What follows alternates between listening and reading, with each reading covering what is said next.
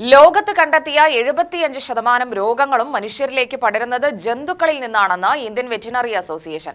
ജന്തുജന്യ രോഗങ്ങളെ പ്രതിരോധിക്കാൻ സമൂഹം ജാഗ്രതയോടെ പ്രവർത്തിക്കണമെന്നും association.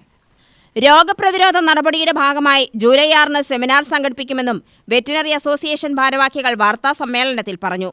Nipah, shigella, H1N1, ബ്രൂസെലോസസ്, rabies തുടങ്ങിയ പകർച്ചവ്യാധികൾ ശക്തിയോടെ തിരിച്ചുവരികയാണ്.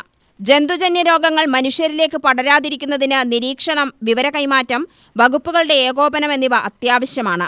ശാസ്ത്രീയമായ മൃഗപരിപാലനം, ശുചിത്വം എന്നിവ പാലിക്കേണ്ടത് അത്യാവശ്യമാണ്. കാട്ടുപഴങ്ങൾ കഴിക്കുമ്പോഴും പച്ചമാംസം കൈകാര്യം ചെയ്യുമ്പോഴും അതീവ ശ്രദ്ധ ആവശ്യമാണ്. വിദഗ്ധരായ ഡോക്ടർമാർ നയിക്കുന്ന സെമിനാറിന് ശേഷം പ്രവർത്തനം താഴേക്കിടയിലേക്ക് വ്യാപിപ്പിക്കുമെന്നും അസോസിയേഷൻ ഭാരവാഹികൾ പറഞ്ഞു. മൃഗങ്ങളിൽ നിന്ന് മനുഷ്യരിലേക്ക് പകരുന്ന രോഗത്തിൻ്റെ പേരാണ് ജന്തുജന്യ രോഗം എന്ന് പറയുന്നത്, അല്ലെങ്കിൽ സൂണോട്ടിക് ഡിസീസ്. ലോകാരോഗ്യ സംഘടന പറയുന്നത് ഇന്നത്തെ കാലത്ത് കണ്ടുവരുന്ന പുതിയ പകർച്ചവ്യാധികളിൽ 75% ജന്തുജന്യ രോഗമാണ്.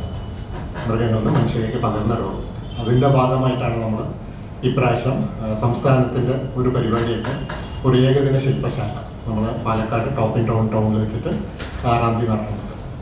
ഇന്ത്യൻ വെറ്ററിനറി അസോസിയേഷനും അതേപോലെ തന്നെ അതിൻ്റെ ഡോക്ടേഴ്സും, ആരോഗ്യ വകുപ്പിലത്തെ ഡോക്ടേഴ്സും, പിന്നെ കുറച്ച് സയൻറ്റിസ്റ്റ് സ്റ്റുഡൻസും ഒക്കെ തന്നെ ചേർന്നിട്ടുള്ള ഒരു പരിപാടിയാണ് ആസൂത്രണം ചെയ്തിരിക്കുന്നത്.